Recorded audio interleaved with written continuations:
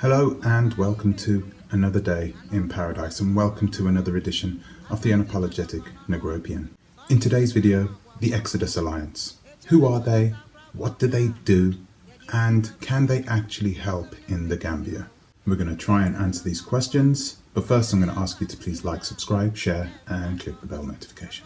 So many of you are already aware that the Exodus Alliance, a organization from the United States, Pan-African organization should I say, so it's from the United States and from the African continent. They have written a letter to all the people concerned in the diabolical that's been happening in the Gambia. I'm going to read this to you, and it goes like this. From the desk of the Exodus Alliance, for immediate release to whomever it may concern. It has come to our attention that a number of repatriated individuals and organizations in the Gambia have been involved in a dispute that is both publicly exposed and damaging to the future of repatriates on the ground all over the continent. In the best interest of all, we initiated communication with both parties involved in the dispute and invited them to a closed-door mediation with members of our Exodus Alliance leadership team.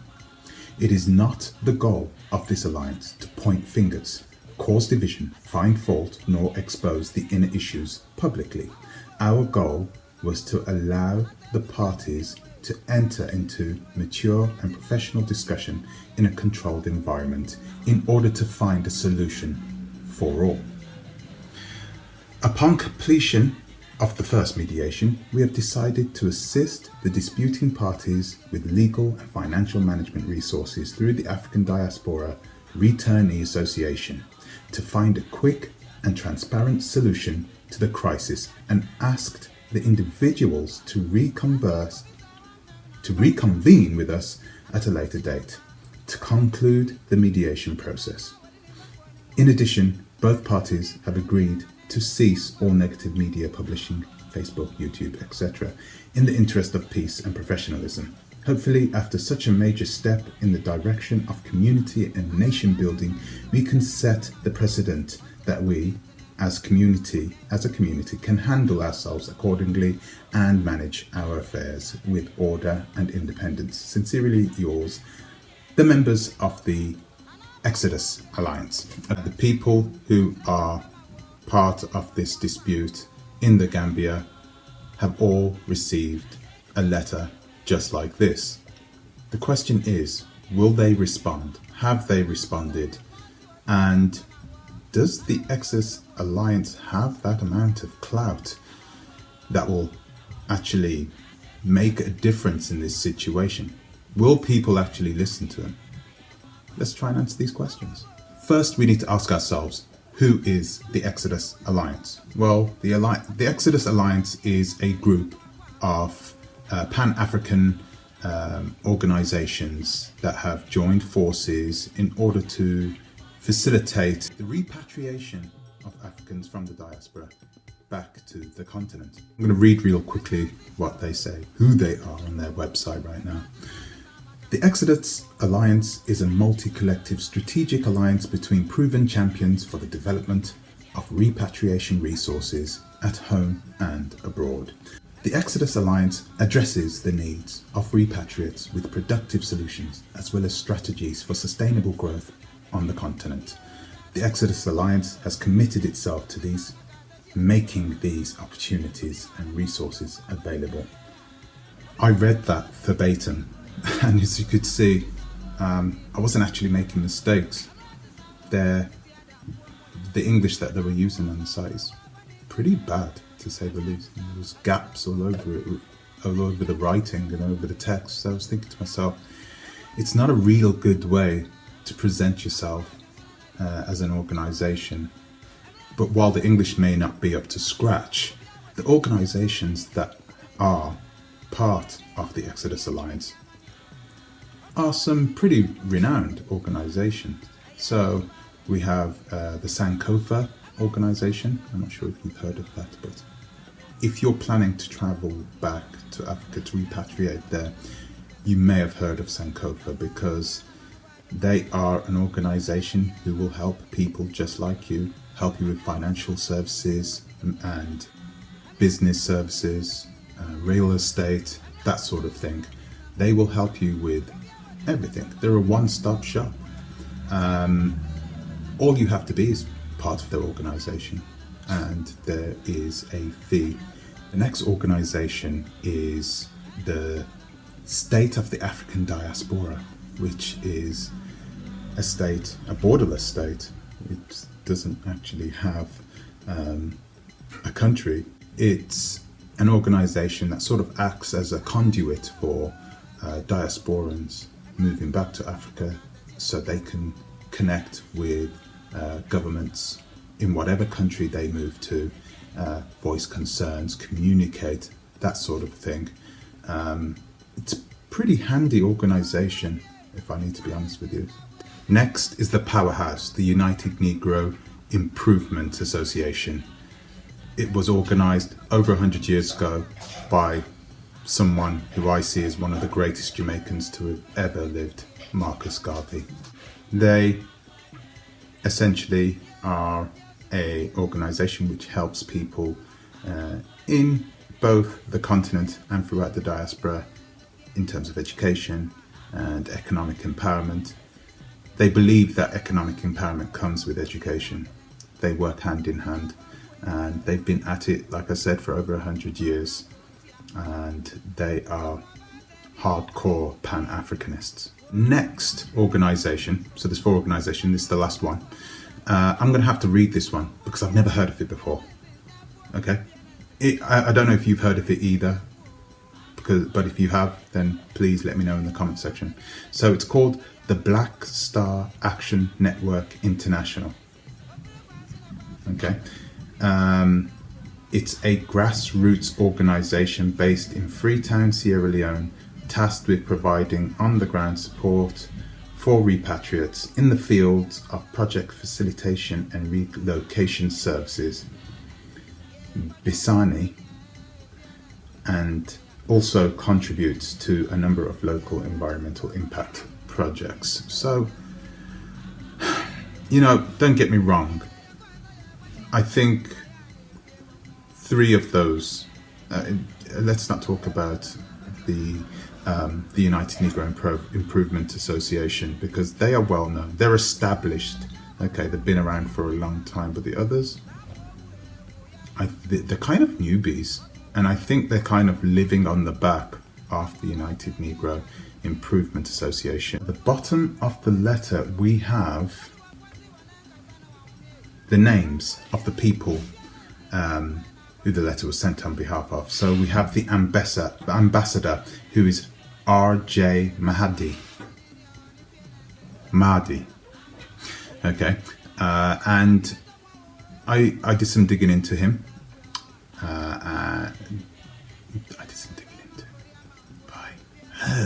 I did some research to find out who this guy was, and when I went on his Instagram, I thought, can't be him, can't be this kid. No offense, okay, but I just looked at him and I just thought, well, this is a young guy, you know. Us older guys will do that. We will question people based on their looks, but who knows? So anyway, he seems like he's capable of leading this organization as an ambassador, leading it, and he seems to be the person who is going to be taking the helm. I just hope that those involved respect them, regardless of whether they have punching power or not. It doesn't seem to me like there is much they can do. You see, a lot of people believe that there is no facilitation of reconciliation. It was, in the minds of many people down there, it was a criminal act. This was purposefully done. So it's nothing that can be reconciled in that sort of a sense, unless that reconciliation is the repayment of all the investor money back to those people, which is, let's be real, it's not going to happen, is it? I'm not sure how much experience also the Exodus Alliance has in doing these types of mediation. So it would be interesting to see what they can do. If this is the first time they are doing something like this, then of course this will be a sharp learning curve for everybody involved. Now, what's my opinion? I'm guessing you want to listen to my opinion. My opinion is it's actually gone too far for this type of mediation. I don't think it can be reconciled outside of court because, well, there is an audit going on. A lot of people have been asking me about this audit, the contents to which are going to be first shown to members of the Alliance, the Exodus Alliance. Well, as an update, I can't really tell you much. I know more than what I can tell you. That let's put it that way.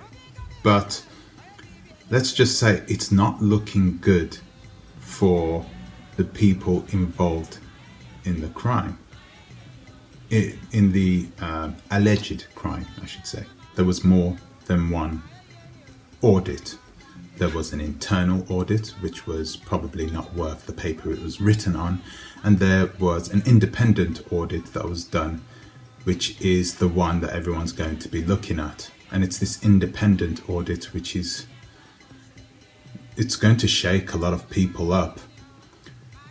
The thing is, we're in a situation where we need both the complainants and the defendants to actually come together to try and talk this one through before it does go to court, because it's still possible, you know, it's still possible to do something outside court. I just know the people who are involved. I don't even want to mention their names. I don't know if you've noticed. I'm trying not to mention their names. But I know the people who are involved, and they are not the types of people who are going to just give in and say, oh, sorry, it's our fault, we'll do this, we'll do that. It proves that those complainants were right about everything. They don't need the Exodus Alliance. They just need a good lawyer. So I think if the Exodus Alliance is not able to do anything, when they do go there, it can be used as a case study for themselves, so they can better improve their organization and hopefully get to a position where they can help people before all this kind of thing happens to people getting their money taken, and dodgy investment schemes from diasporans. It would be good if we did have an organization that was powerful enough for us to stop and wait and think about what we are doing if we're planning to do something a little bit dodgy, and make us think twice about doing these things. Because we all know what the legal systems are like in Africa. It's the same as in the Middle East as well. If you've got money, you can pay your way out of everything, and it doesn't cost a lot of money to pay for a judge to make the decision in your favor. So what can the Exodus Alliance actually do if these people are found guilty? Well, they can expel them from any other reasonable organizations which people know and trust. They can expel them from them and make sure that they are unable to do any type of business activities with them ever again, which may not seem like a lot at this present moment, but you've got to remember the amount of diasporans moving back to Africa is a lot higher now. It's going to grow exponentially. And these organizations inevitably are going to grow, and they're going to be more powerful as well. So in the future, this is going to hurt people, of course. But like I said before, I think we truly need another mechanism so that people think twice about doing these types of schemes on the African continent, which means people who have been working all their lives give their money to people who they trust, only to have that money fall into the wrong hands. So guys, I'm going to leave it there. Do you guys know more about the Exodus Alliance? Do you know something that I don't? I couldn't tell you everything about what's happening in the Gambia simply because of legal reasons. I literally had to just zip it up. But things are progressing. The external audit has been completed. So we are going to find out more about what has happened in the very near future. Okay, so thank you very much for listening.